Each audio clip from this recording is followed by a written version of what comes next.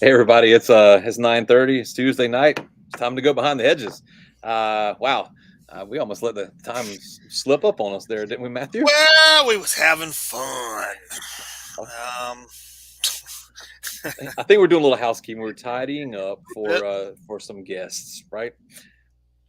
we're gonna get to that. Mhm. Guys, here's the thing: drawback.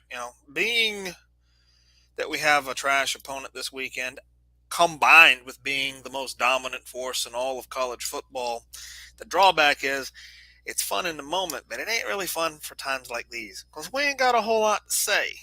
But we're gonna say something, and then we're gonna do something. Yeah, and we're going to do both of those things right after this. I wake up every minute with the fever dreams. I push my mind to a limit where it needs to be. I work blind, got vision I don't need to see. I'm picking mind over matter, I believe in me. I need to find more hours in the day to breathe. Need to find more power in the way I be. What was it? Oh my gosh, look at me, man! I am struggling right now. I had the picks up on the screen, everything. Get it together. Get it together. Uh, I mean, but with the way this season's going, we are men. We are fans of leisure and pleasure. Sometimes things just slip because we ain't got to worry about nothing. When you got a stress-free, easygoing life, just sometimes shit just becomes unbuttoned. If you know what I'm saying. I yeah. mean, you would know what I'm saying. For Georgia fans would know what I'm saying, but What was it? South Carolina sure as hell don't know what we're saying. Boy, I mean, we got to say something, right? We got to say something. Let me just say this. Uh, Robert, Salute, sir. sir, did Robert know that this past weekend we beat South Carolina by a total that was the largest gap of points in the history of that series going all the way back to 1894. Did you guys know that? Yeah. You guys know that? Hey, here's one. Here's another one for you. This is something that is true. The Georgia Bulldogs have beaten all of their opponents this year by the largest margin of victory in series history. Yeah, I mean, So it's just that's one of those things, man. Now there wasn't a fairy tale this week. Nobody was even foolish enough for that, but there were whispers. mhm. There were whispers that Spencer Rattler, the former five-star Heisman contender, was fine. He was going to show Georgia what a real quarterback looked like, and splat is where that went. Yeah. I think the only thing I'm not enjoying now is this because I don't have. What do you want me to say? What do you want me to say, dear listeners? What do you want me to say, Mitch? I'm at the point now where I was last year. If you remember, you watched the show. You remember, I don't want to talk about the defense no more. We already know what it is. Y'all already know what Georgia is. You know what's coming. You know what's possible. And what am I going to add? I mean, you're all smart folks. What am I going to tell you that you can't see with your eyes? Well, I personally liked it when you were talking about what you say, stepping through South Carolina's face. That tickled me. So let's talk about South Carolina a bit, a bit, a bit. Sure. It's our SEC opener. It's worth saying a little bit about it. Mhm. It's funny. You sent me a text message in the middle of the week, and you said, "Here are some things that I want. This is my wish list, right?" Yep. And you said I want Stetson Bennett to have. I'm paraphrasing because I don't remember all the intricacies of it, and I don't want to look it up. But you said something like you wanted Stetson Bennett to have 300 yards passing. Well, That's he right. didn't quite have that. He had 284 yards passing, and but then was the lead rusher on the team with like 39 yards rushing. So there you go. So he did eclipse the 300 mark. You wanted us to what was it? You wanted us to rush for 120 yards as a team. Well, we hit more like 200 as a team. Sure. You wanted to score 49 points. We scored 48. You wanted to give up 0. And for 59 minutes and 7 seconds, we did. We gave up 0. And then we let one get behind us. Yeah, Dadgummit. I'm bothered by that, but go Yeah. ahead. Still bothered by that too. And was there anything else? What was I wanted Darnell to get no less than 6 targets, and I true. think he got one. But Yeah. here's the thing: if you're going back and watch film, which I did, I understand it. It's hard to give up a mobile, athletic, extra offensive tackle True. because he might not be streaking down the yard for 70-yard touchdowns and barreling for all this receiving production, but that dude is erasing other dudes and sometimes two dudes at once. And like, it's hard to sacrifice that. And don't think that, oh, well, he ain't getting no targets, he ain't getting no catches, he ain't gonna make it to NFL. Bull shit. Yeah. Don't think he ain't got a fan club made up of NFL managers, coaches, and scouts because he is blocking like an offensive tackle, but moving like a tight end. Yeah.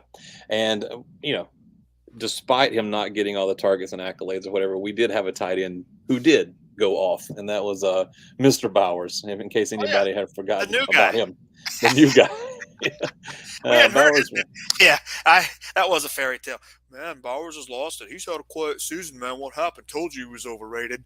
And then splatayaya. Splatterwhack. Splatterwhacked him in the face. No, that was Stetson. Guys, go back and watch the tape of Stetson Bennett splatterwhacking a defensive tackle for South Carolina. I'm not making that up. That happened. It's on tape. You can watch it. Stetson threw his shoulder, and that tackle went bloop, bloop, bloop, bloop, bloop. It's the play where we ran the reverse back to Bowers off to the right side. Bowers is coming across the right side, and Stetson has already let the ball go, so he's just standing there. And then defense is pursuing Bowers, and Stetson comes up and look at it. A defensive tackle against a defensive tackle. Reason made him look like Naruto. Yeah, no kidding. No kidding. Yeah, what a game. Again, really fun while it was going on. Mm-hmm. Not so much fun now without us just getting obnoxious. I mean, there's only so many times you can say we beat the living shit out of them before you're going to want to hear more. And I ain't got no more. It's going to be a boring month, folks. It's going to be boring until November. Yeah, basically. Trending like if we continue playing like this, we're going to have to come up with things to do on the show. Any ideas that you have would be great. Also, don't you dare forget to subscribe and hit that like button. We're going to take a quick second to remind you. Thank you for saying that. Thank you for saying that. What I told you, he's slipping because we're comfortable. I bet Mitch has got them slippers on right now. He probably got a little brandy. There's a cigar somewhere in there. He ain't got no care in the world, much like every other Georgia fan. And that's just what we do. That's just who we are. Man, I'm not even wearing pants right now, man. Me neither, baby. I don't do this show in pants. Pants are for jerks. Wait, what is it? Who that is? Oh no! That ain't my jersey. That's Matt's jersey. I don't know what you're talking about. Man, have we met? He's slipping too. Robert's over there with a fez. He got a book. He's just living life and just shit slipping because you ain't got to worry about nothing. You're just calling people names. He's like, "Oh, what have you? I'm a Georgia Bulldog fan. I have no care in the world." That's just what it do, folks. Hey, lap it up. Enjoy it. So let me go ahead and get to this. Listen, there isn't a lot for us to talk about, but there is something of note happening, and that is our house is tidy, but there's something going on over at the neighbor's house. All right. Yeah. These guys who live on one side of us started having a party, and then the dudes over here on this side of us decided to join the party, and now the cops done got called, and it's it's getting out of hands. You hate to see it. I have somebody here who's willing to offer a report if you'd like to hear it. An eyewitness report. An eyewitness report. Oh man. Yeah. Welcome to the show, to partner. How do you do up there in near Knoxville and environs? Is Dren, you there? I'm here. Give me a second. I got shit going on in my life. Sorry. No, we know. We don't. Yes. Yeah, I didn't even hear you guys bring me on. I'm sorry. Very unprofessional of my amateur. Turn yourself down. I know you want to get loud and tell it like it is, but turn the volume. Wait a second. Try that now. I think I might have you. Try that, Dren. Say something. There we go. Much better. Better. You're a little on the echoes. Hey, Brandon, how's it going? There's another one. They're multiplying. It's electrifying. Look at that. I'm much bigger. We're like Mogwai. You get us wet, we multiply. Yeah, there you go. I'd prefer not to think about you getting wet if that's I didn't enjoy that comment myself. So I mean, for the last little bit, we've tried to focus Behind the Hedges to be more of just a Georgia show. But like I said, what do you want me to say? We don't have a whole lot to say. However, I cannot be the only Georgia fan. Mitch and I cannot be the only Georgia fans who enjoy Tennessee, Florida as much as we do. And if you think about it, it makes great sense. Hear me out. I ain't got to worry about nothing. I can watch stress-free. I can kick back. Watch y'all tear each other apart. No matter who wins, I'm a win. It's like when y'all used to play Florida and it was a game. Well, I mean, I would want to give them a chance to defend themselves at this forum, but if they ain't there, they ain't fast enough. I don't know what to tell you. But yeah, it's the same thing. So I think, to me, that's the game of the weekend for me. That could be the game of the weekend for college football. There's still, I think, a lot on the line. I think it's fair to say this might be the biggest game of this half of the season for both parties involved. No, but it is. There's no argument there. I mean, it's this is a tone setter. I mean, and Ethan Propagator not being very conspicuous by his absence, it fucking figures he wouldn't show up. But he's just like Tennessee's saying, "This is our year," and I love shitting all over that. Well, guess what? Guess what? You ain't shitting on nothing. We had expectations of improving by one game this year. One game. Okay. So if we go into LSU 4-0, which I highly anticipate that's exactly what's going to happen.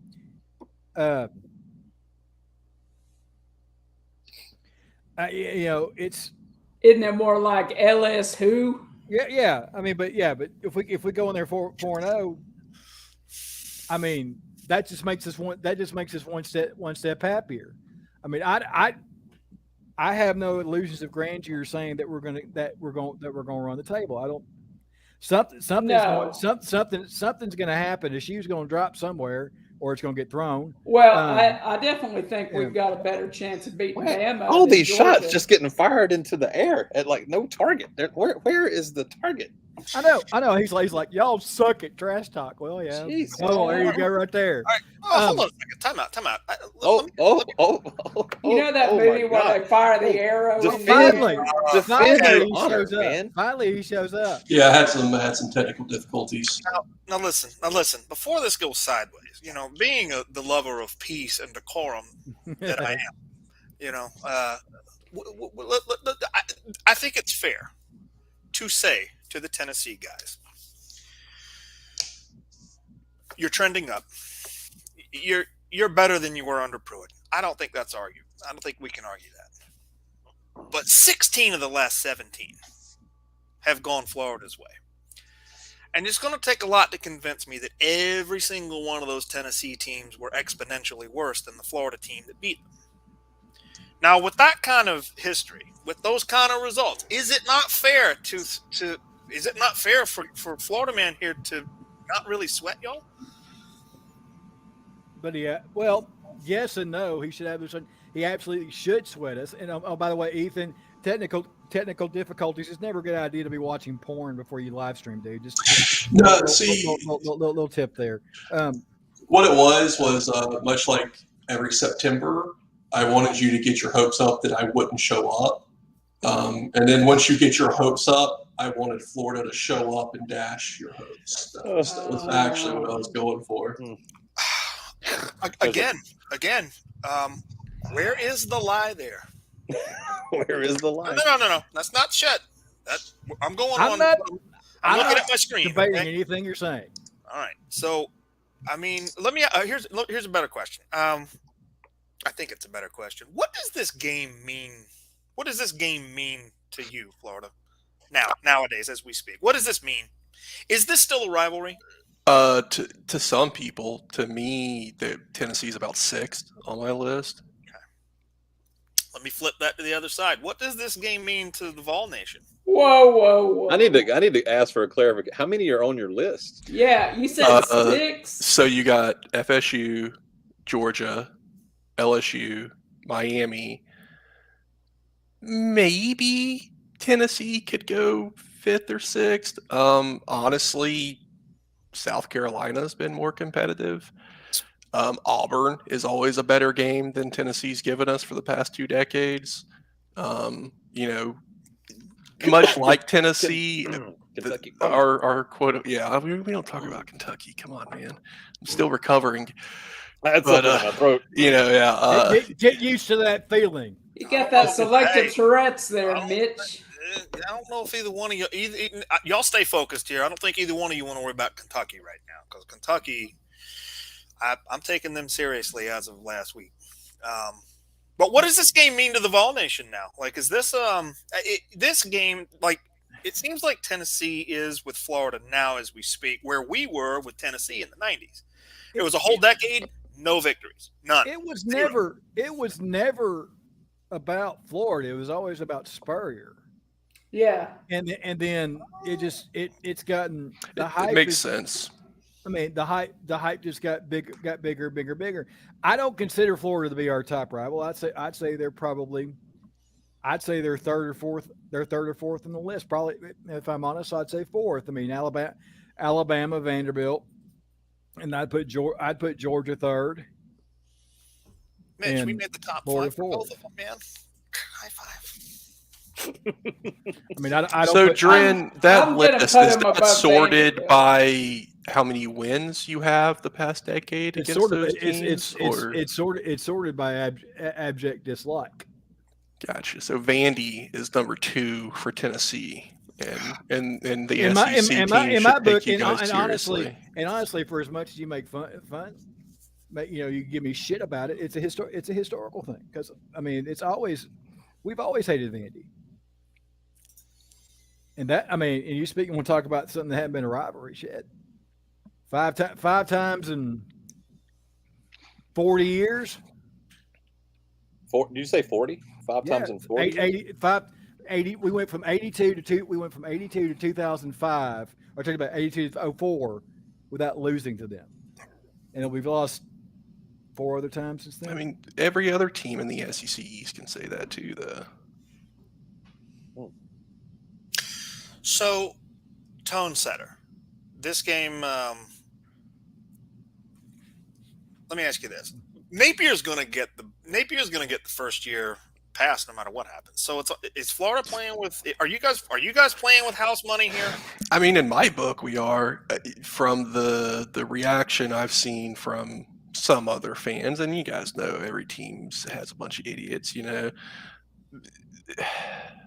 I don't know if he is getting the rope and the leniency he should for a first year.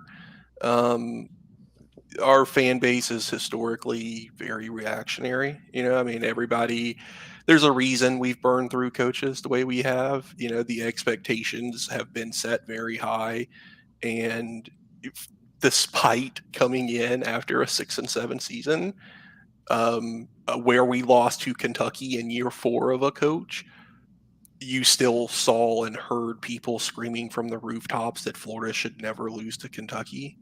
And it's this cognitive dissonance to where the mindset people have and the reality of what's actually been going on for the past 5 or 10 years just don't align. And so, yes, at our peak, Florida should not have any problems with the Kentuckys and USS of the world. In reality, do we appear anywhere close to our peak? And that's the thing that we got rid of Mullen for, because Mullen was trending in the wrong direction. And Georgia's at their peak. Bama's at their peak. I mean, you guys don't appear to be going away anytime soon. Obviously, Bama isn't. So either you're trending towards that or you're not. And in the SEC, if you're not, something's got to change. Yeah, there's no such thing as standing still. So first year pass, yeah. I mean, I think that the more reasonable majority of the fan base, and obviously the administration, I mean, all that stuff, yes, that's there. recruiting's going well. I mean, we're trending in the right direction there, and that was Mullen's biggest deficit by far, aside from being a goober. But that those things were building. And so, I think we're trending in the right direction regardless of what's on the field. I mean, if AR looks less like, Skylar Morningwig and a little bit more Felipe Franks even, we'll be okay. I mean, the Kentucky game, it was just completely him throwing the game away. So, that's the caveat is just like you guys have said. I mean, hey, if AR shows up and looks like he did against Utah, you guys are in trouble. If AR shows up and looks like he has to pass 2 weeks, we are in trouble. I mean, that's really all there. And that's been my viewpoint the whole year is we're going to live and die by AR. Past 2 weeks, we've died and nearly died by AR. First week, AR won the game for us. So I have 2 questions. I still don't have a receiving touchdown. I mean, the guy's a freak, but is the nuance of being a good passer something that can be fixed now, or is he going to need another offseason for this? I mean, against Utah and really even against USF and Kentucky, he looked okay until he didn't. Like, I know that sounds dumb, but we got to the 2-yard line against Utah multiple times, and then he just ran it in. So, I think that passing-wise, he's been fine. Or, no, excuse me. He has not been fine. But against Kentucky in particular, the first half, we had like 5 drops, and then he just started selling the ball, and it just got really ugly once he threw the first interception. Because he doesn't have anybody to throw to. Yeah, I mean, our receivers, let's be honest about it, are pretty mediocre. I mean, there's no Kadarius Toney or Kyle Pitts on the roster. So they've been open. I mean, in reality, if you look at the Kentucky game or even the USF game, the receivers are open. Either he just misses them or he drops them or they drop the ball. And then that's the worrisome part to me, is that once things got bad, they just got worse. And that's never what you want to see from your quarterback. Mitch, I'm going to hand it off. I just want to mention, against the USF Bulls, who I believe were 20-point underdogs, 10 for 18, 112 yards, 2 interceptions, no touchdowns. I don't know if I'd call that okay. We only ran 48 plays. Like, I mean, we had a pick 6, and we ran 48 plays the whole game. Like, that's a problem. Admittedly, like, you should run more than 48 plays. 112 yards, 2 picks. But, I mean, yeah, like I said, it's not good. The interception in the end zone was particularly egregious. I mean, it was a run play that he switched out of. It was like an RPO, and instead of just handing the ball off and scoring a touchdown, he tried to throw a back shoulder fade and underthrew it. I mean, it's just stuff like that you see it and you hope that experience teaches him, hey, just run the damn ball. I don't care if they're passing or rushing touchdowns, honestly. I mean, if you look at his passes during that play or during that game, he completed 10 passes, but most of them were over 15 or 20 yards. So I mean, it's one of those things to where when he completes passes, we look okay. But yeah, it's just a total wild card. I mean, I was expecting it. I mean, I've said it multiple times to you guys on stream. That's my expectation, is he's a damn wild card. And depending on what version you get, that's how the game's going to go. So he competed. You see, he completed 10 balls for 128 yards, right? 112. 112. Okay. All right. I mean, honestly, statistically, the defenses don't compare all that well, but still, our guy completed 15 balls for 298 yards. So, I mean, if we're weighing heads, if you excuse the phrase, oranges to oranges, we definitely have the advantage on the quarterback side, first string and second string for that matter. Yeah. I mean, did Milton look miles ahead of what he did last year? Absolutely. At that game. Absolutely. So Mitch, what are your questions? I'm just enjoying listening, but I do have a couple of questions. I want to ask it to both parties, like this. So I'll start with the Orange Boys over here. What is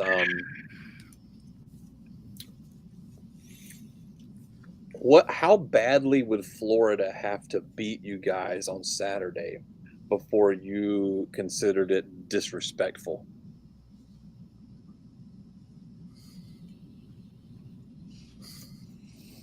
I'm being serious. First of all, the premise of the question is a little disrespectful. That's what I was going to say, honestly. Yeah, you know what else is disrespectful? 16-1 in the past 17 years. That's disrespectful. Okay, now hold on, youngster. So, we are here to provide a forum. We are not here to take sides. Answer the question as you will, gentlemen. It ain't never gonna happen. I don't see it.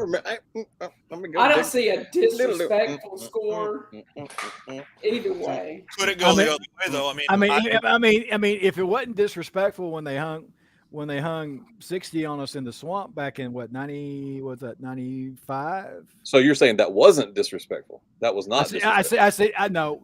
Listen to my words. Okay. I said, okay. If that wasn't already disrespectful when they hung 60, it was 62. Was it, Ethan? Am I right about that? On us back in 95. That was. I was 5 years old, so Ethan, I was about to say, Ethan, how old were you in 1995? That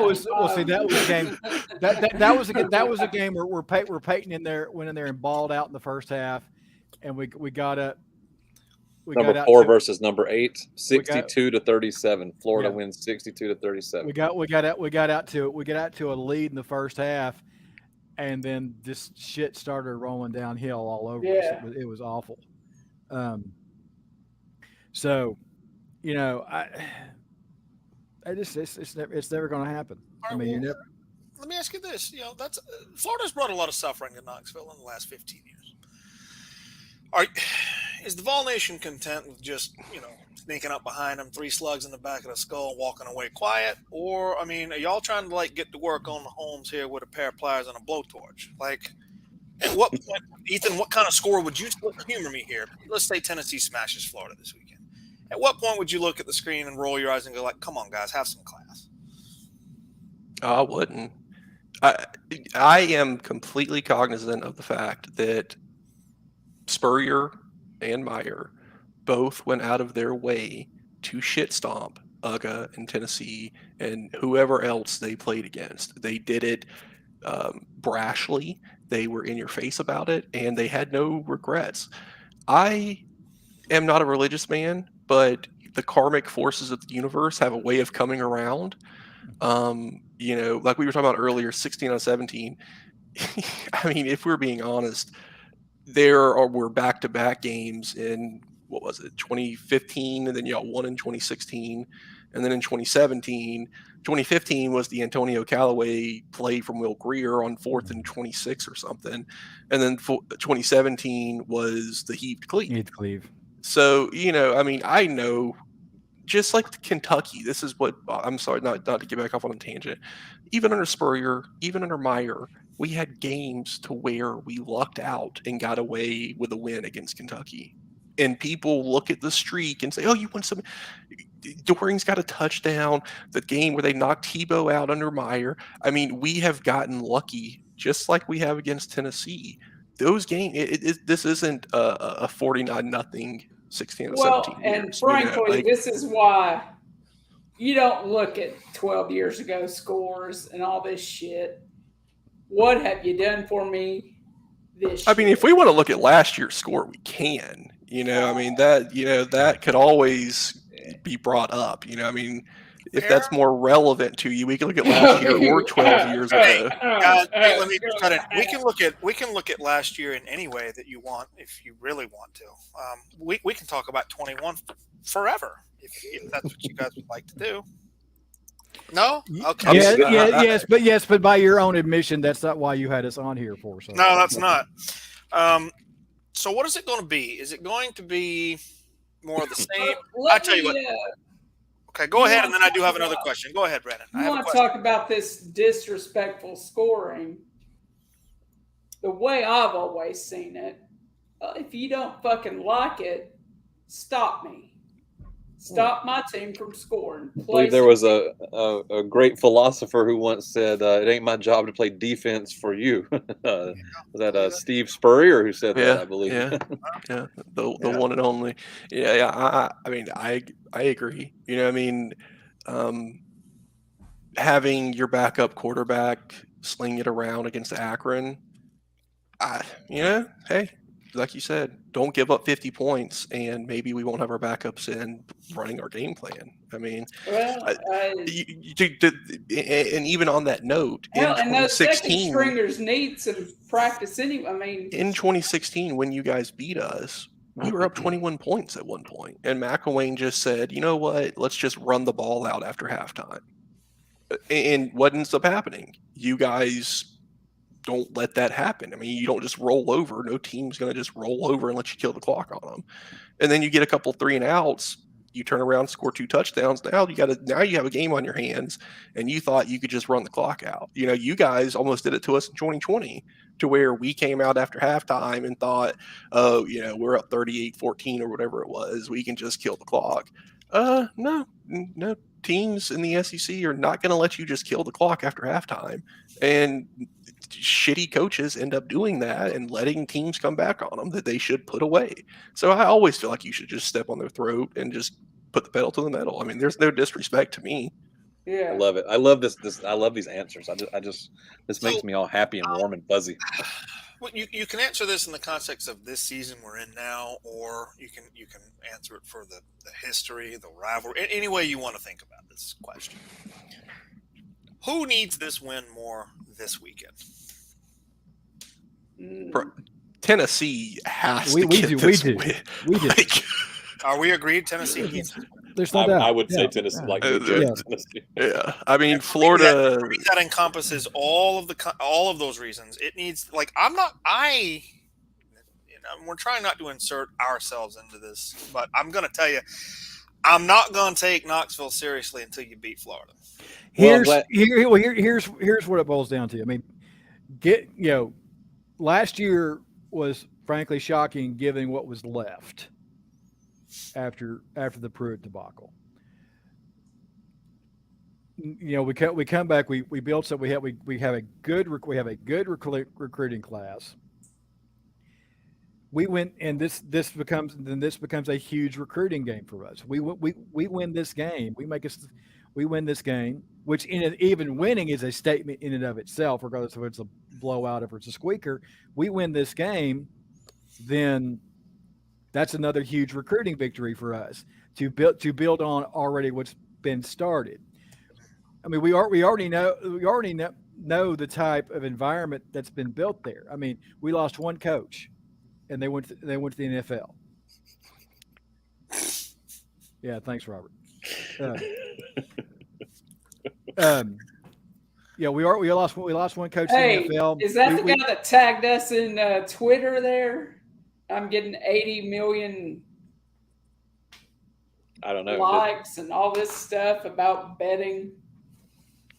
But I have no idea. So for us, for building long term, hell yeah, it's a must win for us. I mean, we there's no argument. We've got to take this one down. Well, I was going to say when Ethan said it matters more to Tennessee, I was going to say this, and it ain't much, but I just want to say it.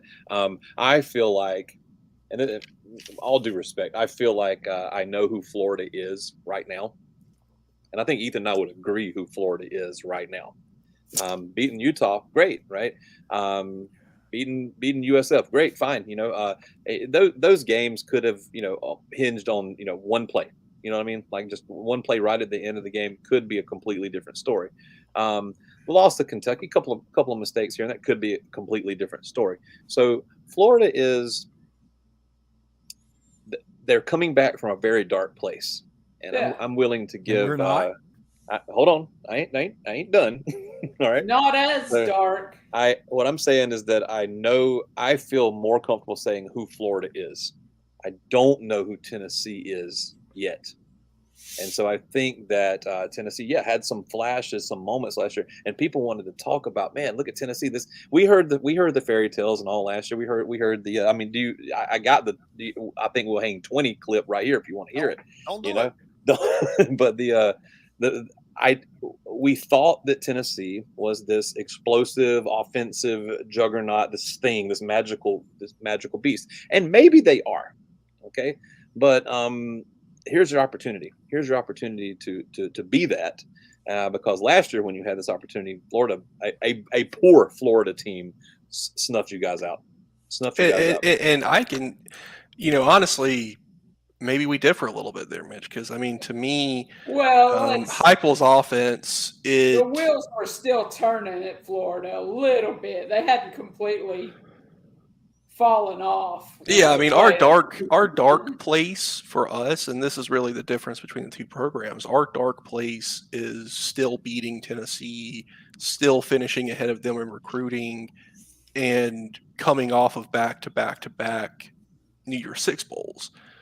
Their dark place is reality. So for us, when we hit a dark place, we fire a coach and move on, whereas they just convince themselves that it's going to be different. But they also fire a coach, right? Only when he's handing out money, I guess. But the great Heupel. I mean, you saw it with LSU versus Mississippi State last week. Those offenses, you run the same 6 to 10 plays, and if you ever fuck it up, like you guys punted 6 times against Pittsburgh, you don't get to punt 6 times against us. You punt 6 times against Florida, and you're going to lose. Like just point blank. Same thing happened last year. Like we also shut that shit down. Yeah. He got a point though. I mean, it's a point. I'm not saying right or wrong. That's a point. Like but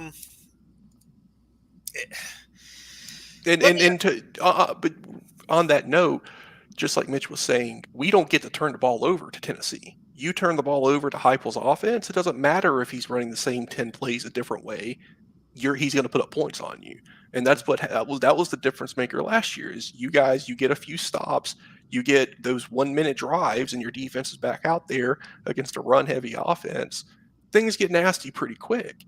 But on the flip side, if we turn the ball over and you guys get a bunch of extra possessions to where you get to run that offense and you hit a couple of big plays, which you guys almost did last year, now the game's totally flipped on its head. And that's kind of, I feel like we both play with a very small margin for error, but in different ways. You guys go for explosion and, over the top and chugging out offensive yards at the expense of tiring your defense out. We go for a plodding, run first, methodical, save our defense some time. But if we're trading field goals for touchdowns, we're going to lose. I mean, and that's the difference is you only need 180-yard play to get 7.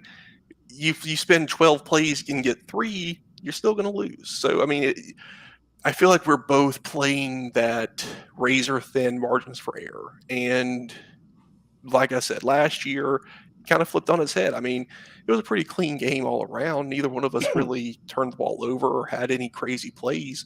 But you guys almost hit them. The same thing happened in 2020 against Georgia. You guys almost hit a couple of them. And if you did, the whole game's different.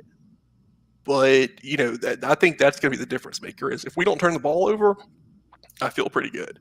Based off of what I've seen the past 2 weeks, I don't feel very good that's going to happen. But regardless, Gators by 2 touchdowns. Oh, shit. Please screen capture that. Please screen capture that. 38-38. There we are. We got it. Timestamp. Dren is hoping that you chop that into. Hey, they need one, man. They need one to go for the memes. It's for the memes, right? It's for the memes. All right. Here's a question for Florida man. Did your defense doesn't get tired? Yeah. I mean, dude, by the end the last half of the third quarter, I thought I was watching Sweating to the Oldies. You're definitely right. I mean, that's part of the reason why we fired our coach. I mean, they're going to run 1,000 plays. Okay, they're going to run 1,000 plays. Now I'm being hyperbolic, but you know what I'm getting at. No, I do. Yeah. Run a lot of freaking plays, and against USF in the end, man. I mean, you're bigger, you're faster, you're stronger, but it was like Richard Simmons out there. and they were. No, Just, it was the same way against Utah and Kentucky. I mean, it's not an aberration. I mean, it is a problem.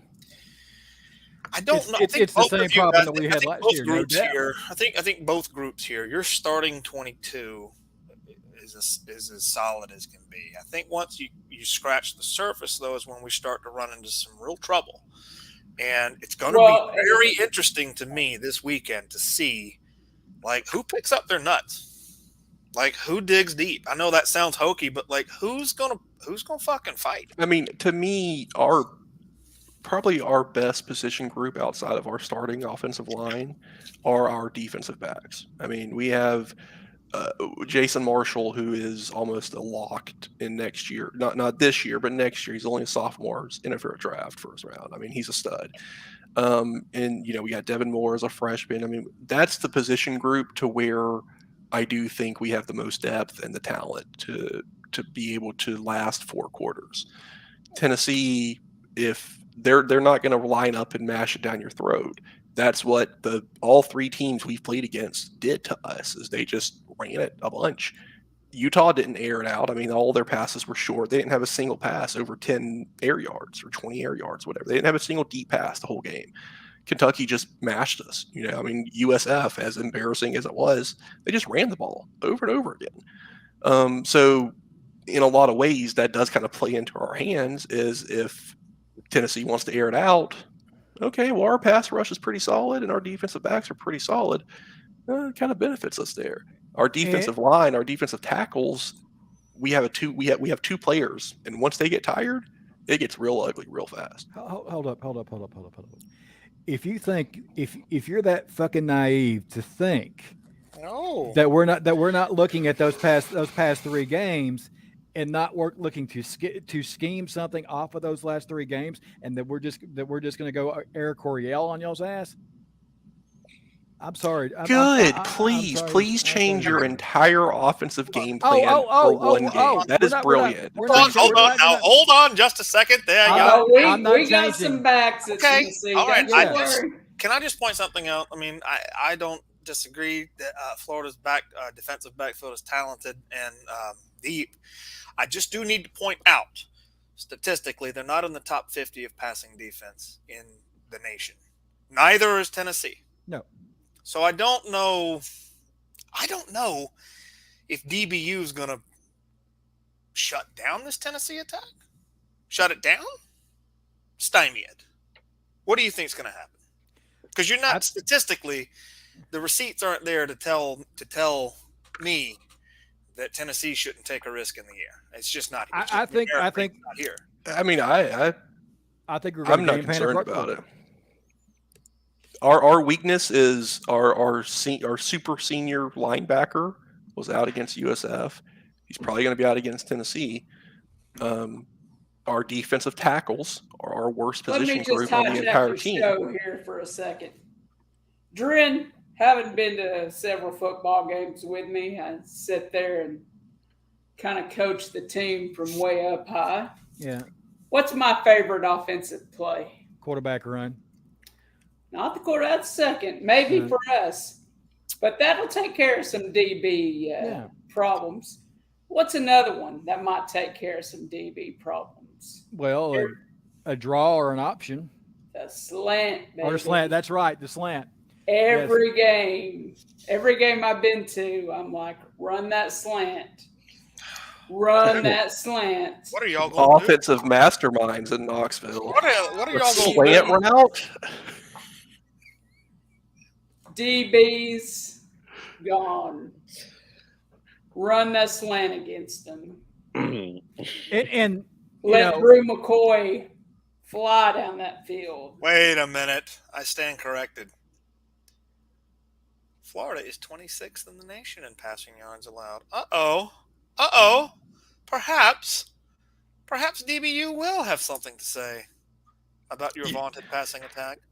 I do have to hop off. I told my wife I'd be off 15 minutes ago, but I can't help myself. I do want to leave you guys with this. Britton Cox. Love you, Ethan. Now get the Britton fuck Cox is going to be the difference maker in this game.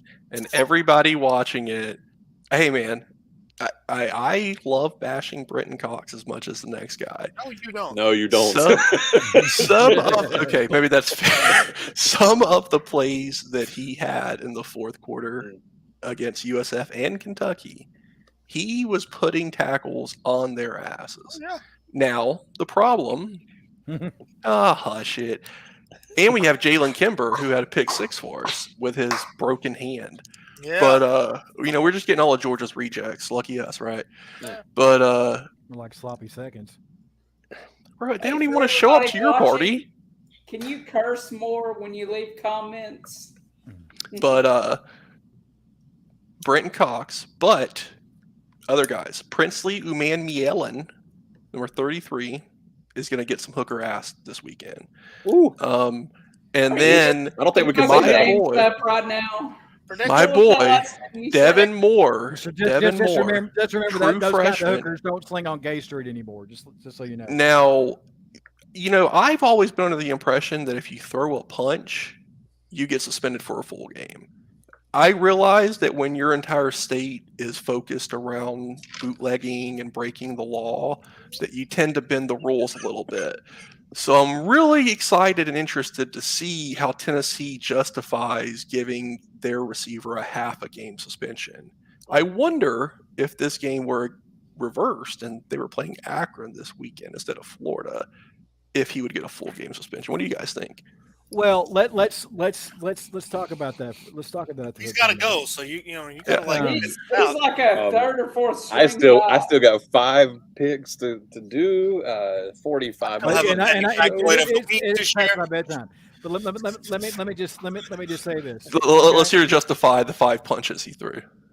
Just five. Well, let's see. How many times did they go after? He wasn't the only one. Hooker's knee. Okay. That's what it was. He went after the quarterback's knees. Gotcha. How many times? And I mean, at some point, I honestly, after watching the replay and everything those assholes tried to do to gotcha. It's somebody else's fault to hurt our quarterback. I honestly don't blame him for losing it. I don't know that I would have. It sounds like the Mike Evans, Marshawn Lattimore defense there. Like he said mean words to my quarterback, so I had to punch him. Yeah. Mitch, are you tired of being bored yet?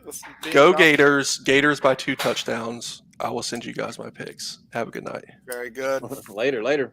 Jerking off like that's got to hurt, man. Seriously. Mitch, these are the kind of things we could be talking about, but we don't have to. All right, let's get these picks done so I can go to bed. Hey, I hear you. All right, so here we are, 47 and a half minutes in. Let's see here. Let's get some picks. Before we do that, oh snap! I'm like I said, I'm all out of sorts. We're gonna do this first.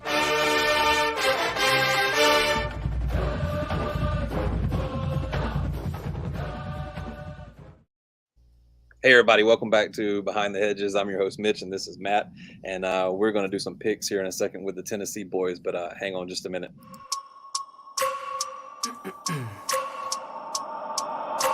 I wake up every minute with the fever dreams. I push my mind to a limit where it needs to be. I work blind, got vision I don't need to see. I'm picking mind over matter, I believe in me. I need to find more hours in the day to breathe. Need to find more power in the way I be. Okay, welcome back everybody. We got picks for you guys now. Picks and your petty factoid of the week at the end. I'll make it real quick. Okie dokie, artichoke. Number 1. Ethan said he's going to send in his picks to us a little later, so I'll make sure that we can get maybe we'll have a post up on Instagram with everybody's. Here. Can I do my Ethan impersonation of this pick? Oh, please, let's hear it.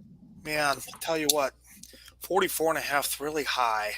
I'm going to go with KSU and the points. Okay, fair enough. I'm not going to waste any time on this. This is that weird game. Every year, every SEC team is obligated to play a game on the SEC Network Plus. So the game is only available through streaming. And this is the game for Georgia, the Kent State game. So it will only be available through streaming. That was us last weekend. That was the Akron game. That was okay. Yeah, it makes sense. And so they picked some scrub game, and this is going to be the scrub game. But the point is, it doesn't matter. Georgia's going to score as many as they want, and Kent State will probably not score. I wouldn't be surprised if the score is somewhere in the neighborhood of South Carolina to nothing. So I'll take the dogs on this one. I think Georgia's pissed off that the South Carolina scored this week. You're damn right about that. You're damn right about that. It's already made the news. I think they're going to take it out on Kent State. So yeah, I'm gonna take the dogs and the points on that. All right, Brandon. As a guest, Brandon, you go. All right, sir. UGA and the points. There's no way Kent State. Like I said, I think they are pissed that South Carolina. Yeah. That's how petty we are, sir. That's how petty we are. And unfortunately, Kent State is going to bear the brunt of that wrath. I'm taking the dogs and the points, and I'll be willing to make a side bet that it's a shutout. Side bet on that? No, I can't. I can't make a side bet against you. I agree. Let's see. Okay. Next up is here we go. Juice. There is juice. I want to defer my pick. I went first last time. I want to go later. Come on, Red. Go after it. Me first? Yeah. Oh, man, this is so tough because the suffering of Auburn sustains me, and they are really, really, really bad. I don't care about Missouri. I don't even think they should be in the SEC, much less the SEC East, but they are also really, really bad. Preach it. Preach. This is just going to be this is the one game I can fathom Auburn winning because at least Auburn at some positions have some dudes sprinkled in. Mizzou is a high school team from the Plains who belong in the WAC. I'm going with Auburn. Go ahead. Dead air is dead ass. All right. I'm contemplating Missouri at Auburn. Man, if Harsin doesn't win this one by 21, he's going to get fired. Yeah, if it was at Missouri, I would take Missouri in the points, but I'm gonna say Auburn. I'm gonna say this is a game into the third quarter, and Auburn, walks back ashward into a victory. You think Tank Williams will get after him this week? Tank Williams, yeah. I think Matt said that something about Missouri being a high school team, minus Luther Burden, right? Their high school team. Yeah, well, Auburn minus Tank Bigsby is a high school team too. So here's the thing though. Burden is the truth. That is true. Yeah. I think Missouri is trash. I think Burden is good. I am going to say that Auburn is going to win this football game at home, but the gap will be closer than 7. And Harsin's not going to make it out of the season. He's not going to make it out of the season alive. Guys, I don't think he wants to. Let's be honest. I think he's done too. Yeah. So I am going to take Mizzou to cover. Okay. I'm going to take Auburn in those 7. I think they'll find a way. Okay. At Jordan here, there's enough magic there. Yeah, there's still a little bit of. When there wasn't magic last week when Penn State came in and hit them in the face, right in the facial area. Right? Don't think I didn't hear about it from these Lions. Boy, they are ready. They are ready to make. Everybody that walked into my library today walked in with a puffy chest. These past couple of days, they have walked in with puffy chests talking about SEC, huh? SEC. I'm like, listen, don't think that thing this doesn't qualify is SEC or what? Don't even think. The big one, big one. Here we go. Did I go first last? Yes. Yes, you did. I'm going to bet on myself here because I'm going to win no matter what. This is one of my favorite objective football games for the reasons I talked about earlier in the show. We get a preview, we get an appetizer. I don't have to worry. Somebody's going to lose, and I'm going to win. This year, though, there's I think Florida, it's fair to say, treading water. I think Tennessee, it's fair to say, trending up. But Florida's got that history. Florida's got Florida's pulling that Ike Turner on y'all's asses. They in here now. And I think they're going to roll up into Knoxville and get that ass beat by more than 11. I'll take balls, baby. Wow. I want to say you put on there. I think I know what you boys are going to pick. Can I go ahead and put you down as Tennessee minus 11, both of you? Yes. Okay, I thought so. So I'll go ahead and close this out. I just oof. There's a part of me that wants to say just to make it interesting. Well,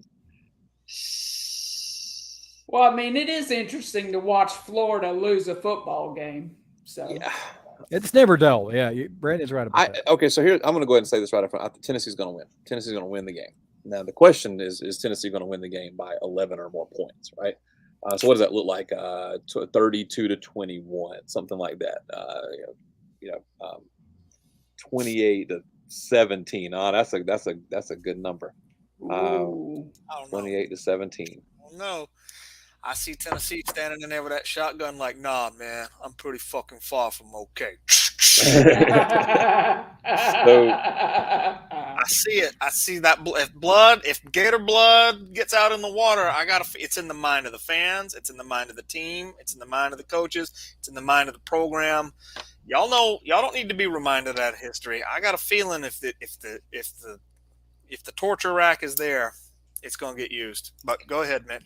I have picked Tennessee and to cover and picked Tennessee to win over the past few years, whatever, and I have lost. Kill the Gimp. I have lost more on Tennessee than I have on any other individual team. I'm going to pick them again to win this game, and they are going to win by more than 11. And Ducati, you had asked earlier, which is what I prefer, just walking up to him, putting 3 in the head, or putting the screws to him. I like swords. I like slow torture. Okay. So we're yeah. I think if it gets sideways and the crowd gets into it, I think what it's going to be is the reverse version of what we did to y'all in 17. We came to Knoxville out of nowhere and it was like 42 zip. I think it can get that bad. I really do, and especially if Rocky's top just starts fucking blaring and they just can't do nothing, and all of a sudden Billy Napier forgets how to tie his shoes. Like, you know how games can get. If they start to bleed out. Let's not forget that asshole saying it wasn't any kind of deal coming to Knoxville. It was no big deal. It wasn't. You ain't never seen this shit before, pal. Yeah. I can envision a scenario where there may not be anything of Florida left, but we will see. I believe they will win by 11. Arky and Tamu, good Lord. Oh. Can you spell Slogfest? We know you can't spell factoid, so I'm asking to see. Okay. I'm going to defer to Brandon on this one. Yeah. Holy shit. It's ugly. Damn. That is ugly. You know what? Before you make your pick, I just want to say this: somebody in this game is going to lose a tooth because for all their deficiencies, Texas A&M's defense will still knock your teeth out. Everybody on Arkansas will knock your teeth out. Dentists are going to make a killing. I don't know, man. It's not going to be a heck of a lot of teeth, to start with. Well, that's mostly the fan base. At the very least, there will be like a burst testicle somewhere on the field. Something gonna happen. Go ahead. Bad. All right, Brandon, what you got?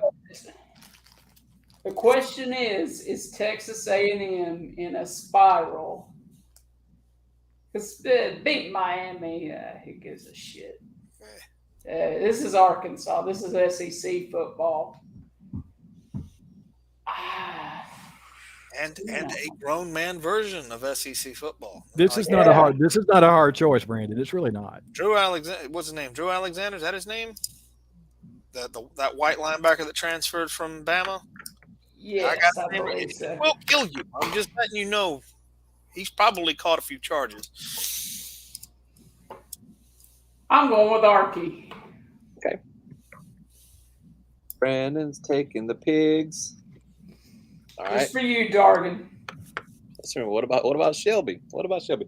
Okay, I am going to pick next, and I am going to say I'm going to reiterate something that Josh Pate said last week. He said very often a team plays their best game after they play their worst game. And so, week before last, A&M lost to App State. Okay, so that's their worst game. And then they turned around and beat Miami, a game they needed to win, by the way. Yeah. A game they needed to win. And they played pretty good. They gave up 9 points, scored 17, which is more than they've scored the week before. So that's they're moving in the right direction right there. But this ain't about Texas A&M. This is about Arkansas. Last week, Arkansas struggled with Missouri State. Struggled. They played poorly against Missouri State.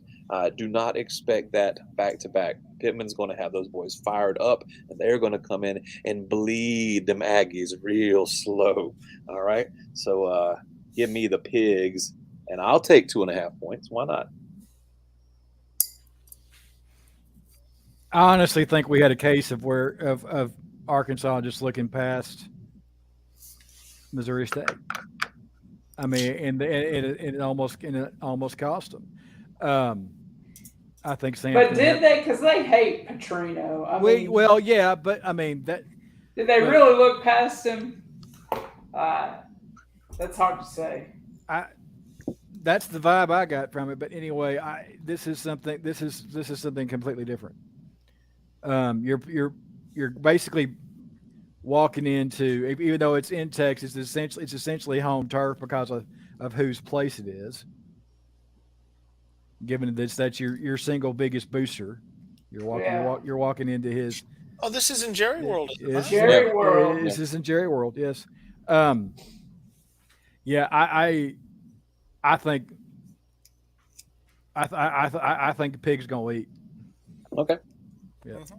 Oh, this isn't at Kyle Field. Sorry, Shelby. This is a Jerry World. This is a Jerry World. Guys, no, it's not hard. I'm not. There's no reason to take time. Arkansas, I think, is going to come in here and make a statement, and it's not going to be pretty to watch. You might want to shield your eyes. You talk about SEC football. Texas A&M's got that on one side of the ball, and Arkansas's got it all over the field.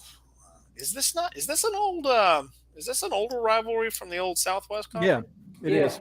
It's not as big as Arkansas and Texas, but still, there's like some ancient blood here. There's some. Speaking of ancient and trends and history and all that, please be aware that last year's Arkansas win was the first win against them in a decade. Okay, so and also think about this. There's a reason why wild pigs are some of the most dangerous predators.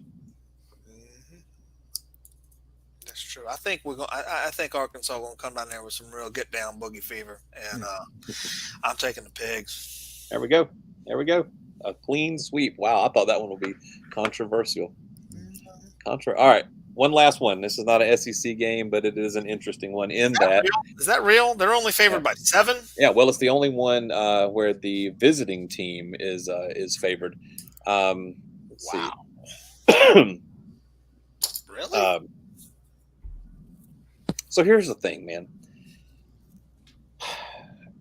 Clemson's offense is putrid. All right, just call it what it is. It's putrid. Yeah. And as long as DJU is playing quarterback for them, it's going to stay that way. I think it's going to stay that way this week. Now, I think they have an electric defense. Shout out to Brian Brissy. I know that he's had a rough go at it recently. By the way, shout out to Louisiana Tech for doing one of the classiest things. Yeah, that was amazing. Yeah. True. So, anyway, what was I saying? Wake Forest is, for all their faults, they can't play defense worth a lick, but they can score points. And then you got on the other side of the field, you got a team that can play defense and can't score points. So, that's why the line is what it is. Can Wake just make this a track meet and get it something like 35-31, even a 35-31 loss? You know, Let's see. What was the? I'll look up something. Right. Well, you boys go ahead and make your picks. I'm going to look up something. I'm gonna take Wake plus the 7. I don't think they'll win, but I think they'll make it closer than 7 points. Okay, so last year Clemson beat them 48-27. 48-27. Now Wake Forest at that time was 9-2, and Clemson was 8-3. So a number 15 ranked Wake Forest went down to number 14 ranked Clemson, 48-27 last season. Let's see, and then Mikey is dropping this in the chat. Let's go ahead and add that. We might have 5 defensive starters out. Damn. Why? He's a Clemson fan. Why? Why, Mikey? Say why. Well, who y'all taking? Dren says he's going to take Wake. I'm gonna take Wake. In the upset? No, I'm taking them plus. I'm taking them plus the 7. I don't think they're gonna win, but I'm still taking plus the 7. That's what I'm looking at this. I'm thinking Clemson might pull it out with a field goal. That's I'm gonna take Wake in the 7. Okay. I am going to go ahead and say, oh boy, I hate to do this. That DJ is going to play poorly. Dabo is going to be forced to make a change. This is where the change. Mikey says injuries. Just got guys out, just injured guys. This is where the change happens because I don't think that Clemson's defense is going to be as assertive as they have been. I think they're going to give up points, but I think there's going to be a change, and you're going to see Clemson surge late and cover. So I'll take the C- Cats. Or no longer the C Cats, or the C- Cats. I will take Clemson by 7 here. I think Okay. by the way. Okay, we got them. Boys. We got a clean sweep on 3 of the picks. I'm the only one taking Mizzou, and we got a split with Clemson and Wake. I love it. Some good stuff to argue about. Thanks for coming on the show. Thanks for having us. Reminded me of old As times. always. But before you go, Oh, wait. Hold on just a minute, if you don't your mind. petty factoid of the week. There we go. Oh shit. We all rejoiced when Kirby Smart came to Georgia, and it was 5 stars here and 5 stars there. Long story short, Georgia has become a recruiting juggernaut on par with Alabama, Ohio State, the other powers. We are now a power, having just freshly won a national championship. Since 2009, Georgia has had 39 composite 5-star players commit. Now, not all of them have panned out, not all of them have stayed, but 39. Bama's at 51, Clemson's at 24. You see where I'm getting at. The powers that be in the last decade, let's just say a decade since 2010, have pulled them in. Tennessee has pulled in 6, the same number of head coaches they've had since 2008.